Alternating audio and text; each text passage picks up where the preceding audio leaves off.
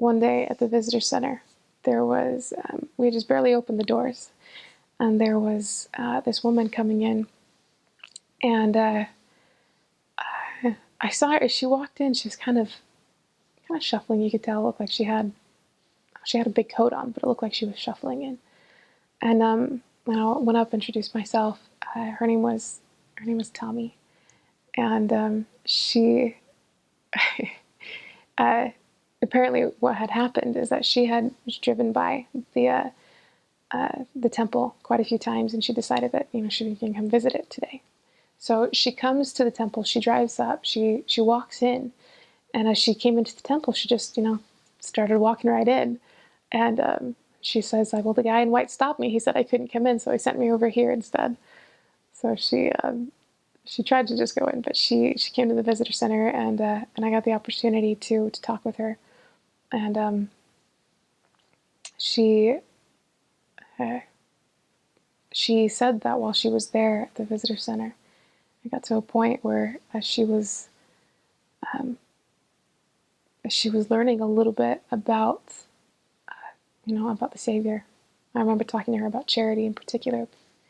She said that she felt like her feet weren't touching the ground, and so she asked for the missionaries to come, and it took a while for them to get over there for whatever reason.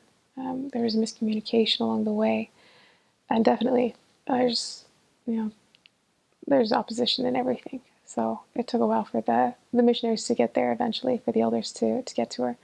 But I try to keep in contact with her for as long as I could. You continue to follow up with the people that you meet that say yes to the missionaries coming over. And eventually we lost contact.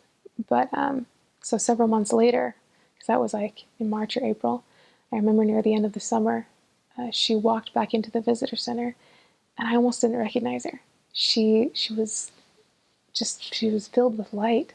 She just had the biggest smile on her face. And she was about to get baptized. And it was cool because she hadn't even been baptized yet.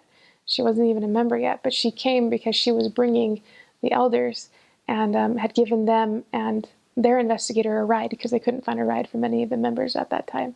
She was just so in love with the gospel. And it was so cool just to see the literal transformation in her. And then a little while after I returned home from my mission, she had written me on Facebook, and she told me that she was getting ready to go into the temple a year after her baptism, and she said this time the guy in white isn't going to turn me away. So that was cool. That's a really neat experience. You get a lot of cool people that just come to the visitor center, because when you're driving on the 495, the 495 and the 95, they're freeways, and they're kind of like a circle around Washington, D.C., kind of going through Virginia and Maryland, kind of circling. It's kind of a way to think of it. And as you come around the bend of the 495 towards the temple, you see the temple like rising above the trees. It kind of looks like it pops up out of nowhere. And I didn't hear the radio, but everyone would say it's that you hear it referred to as a landmark. It's like traffic slowing down again around the Mormon temple. And so you get a lot of people that are always passing by. And it's so cool because every once in a while you'll get someone coming into the visitor saying, you know what, I've been driving past this building for years, and today's the day. Like, I want to know, what is this place all about? And you get to teach them, and it's cool because often you'll get people who come in like that, where they say, like, I don't know why, like today I just had to come. And you can see it's like the timing is right, they've been prepared. And you have, it's kind of a destination place.